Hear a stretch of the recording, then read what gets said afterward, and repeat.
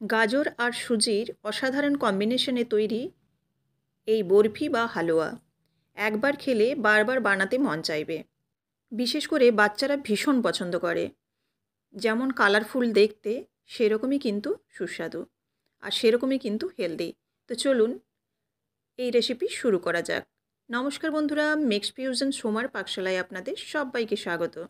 আজকে আমি এই বরফি বানানোর জন্য গাজর নিয়ে নিয়েছি, তবে এতগুলো গাজর আমি নেব না। গাজরগুলোকে আমি খোসা ছাড়িয়ে পরিষ্কার করে ধুয়ে এখানে 4টের মতো ব্যবহার করব। যেহেতু গাজরগুলো একটু মাঝারি সাইজে, সেজন্য 4টে হলেই কিন্তু মোটামুটি হয়ে যাবে। তো এখানে 4টে গাজর আমি ব্যবহার করছি। গাজরগুলোকে গোল গোল করে একটু কেটে নিলাম, ছোট্ট করে দিয়ে মিক্সি জারে দিয়ে দিলাম। মিক্সির মধ্যে দিয়ে এটা একটু গ্রেট করে নেব। তো আপনারা চাইলে গ্রেটার দিয়েও গ্রেট করতে পারেন। যেটা দিয়ে খুব মিহি গ্রেট হয় সেই গ্রেটারটাই ব্যবহার করবেন, অর্থাৎ খুব ছোট যেগুলোর ফুটো থাকে। এবার দেখুন মোটামুটি আমি গ্রেট করে নিয়েছি। তো এখানে পেস্ট করে নিলেও কোনো অসুবিধে নেই, তবে গ্রেট করে নিলেই কিন্তু বেশি ভালো।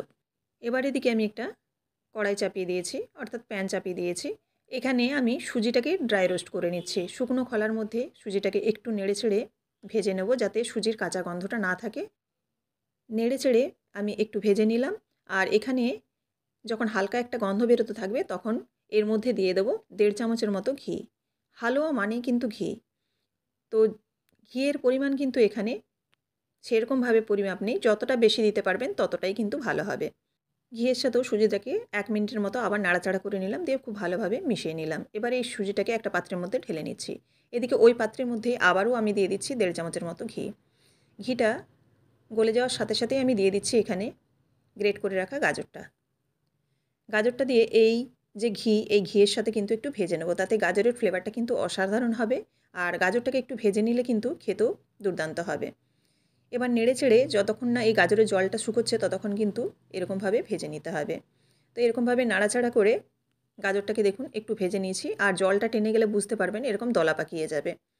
এবার এই অবস্থায় আমি দিয়ে দিচ্ছি ভেজে রাখা সুজিটা। সুজিটাকে দিয়ে এবার এর মধ্যে আমি দিয়ে দেবো গুঁড়ো দুধ। এটা কিন্তু পুরোপুরি টেস্টের জন্য দিচ্ছি।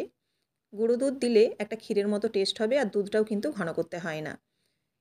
গুঁড়ো দুধটা দিয়ে নাড়াচাড়া করে এর মধ্যে আমি দিয়ে দেবো কিছুটা লিকুইড মিল্ক। লিকুইড মিল্কটা এখানে আমি দুবারে দেবো, একবারে পুরোটা দেবো না। তো কিছুটা দিয়ে দিলাম, দিয়ে নাড়াচাড়া করে একটু মিশিয়ে নেব। মিশিয়ে নেওয়ার পর এর মধ্যে যে মিষ্টি ব্যবহার করব, সেটা আমি বাতাসা আর চিনি। সেজন্য কিন্তু এখানে বাতাসাটা দিয়ে দিলাম, যাতে এই দুধের সাথে গরমে মিশে যায় আর ভালোভাবে মেল্ট হয়ে যায়। এবার দেখুন চিনি দিয়ে দিচ্ছি। বাতাসা আর চিনি দুটোই আমি এখানে মিষ্টি ব্যবহার করেছি, অর্ধেক বাতাসা অর্ধেক চিনি।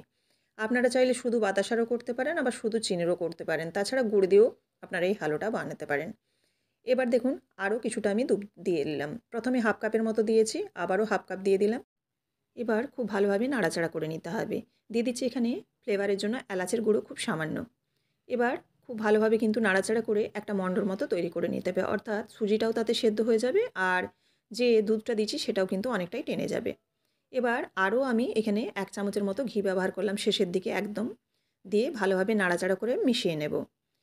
তো এলাচের গুঁড়ো অনেকেই আমাকে জানতে চান যে দিদি বাড়িতে এলাচের গুঁড়ো কীভাবে করব। তো যারা জানেন তাদের জন্য নয়, যারা জানেন না তাদের জন্য বলি, এলাচ সবসময় চিনি দিয়ে গুঁড়ো করবেন, তাহলে কিন্তু খুব তাড়াতাড়ি গুঁড়ো হয়ে যাবে। আপনারা মিক্সিতে হলে একটু বেশি পরিমাণ এলাচ দিয়ে চিনি দিয়ে গুঁড়ো করে নেবেন, আর যদি খুব কম পরিমাণ হয় তাহলে বেলুন চাকি কিংবা শিলপাটাতেও চিনি দিয়ে এলাচটাকে আপনারা গুঁড়িয়ে নিতে পারেন। দিয়ে একটা এয়ারটাইট বক্সে কিন্তু রেখে দিতে পারেন। যে কোনো সময় আপনারা যে কোনো মিষ্টি জিনিসে কিন্তু ব্যবহার করতে পারেন। এখানে আমি কিছুটা ড্রাই ফ্রুটস দিয়ে দিলাম, আমন্ড, আর এখানে দিয়ে দিলাম কাজু। খুব ছোট ছোট করে কুচি করে নিয়েছিলাম, দিয়ে এখানে দিয়ে দিয়েছি। এবার দেখুন ভালোভাবে এটাকে শক্ত মতো একটা মণ্ডর মতো তৈরি করে নিলাম। এতে কিন্তু দুধটাও পুরোপুরি টেনে নিয়েছে, আর সুজিটাও কিন্তু সেদ্ধ হয়ে গেছে। এবার গ্যাসের ফ্লেমটা অফ করে একটা সার্ভিং প্লেটের মধ্যে আমি রেডি করে নিলাম। তো দেখুন কতটা সুন্দর এখানে কালার এসছে। গাজরের কালারটা যতটা ভালো হবে, এখানের কালারটাও কিন্তু এই বরফির ততটাই সুন্দর হবে। তো গাজরের কালার যদি ফেড হয়, তাহলে কিন্তু এতটা সুন্দর কালার পাবেন না। আর বাচ্চারা কিন্তু এই রেসিপিটা কালারফুল দেখে ভীষণই খুশি হয়, আর খেতেও কিন্তু বেশ মজা পায়। অর্থাৎ এটা যেহেতু সুইট রেসিপি, সেজন্য কিন্তু খেতেও পছন্দ করে।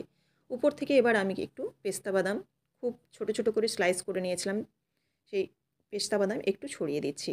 দিয়ে একটু আমি স্প্যাচুলাটা দিয়ে চেপে দেবো যাতে ভালোভাবে বসে যায়।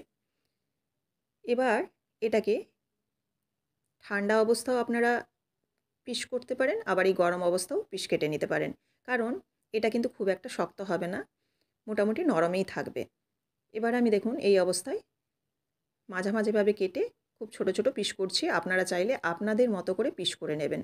আমি এখানে বরফি আকারে কাটছি না, একটু চৌকো চৌকো আকারে কাটছি। তো আপনারা আপনাদের সুবিধা মতো সাইজ করে নেবেন। তো রেসিপিটি দেখলেন কতটা সহজে কত সুস্বাদু একটি রেসিপি তৈরি হয়ে গেল।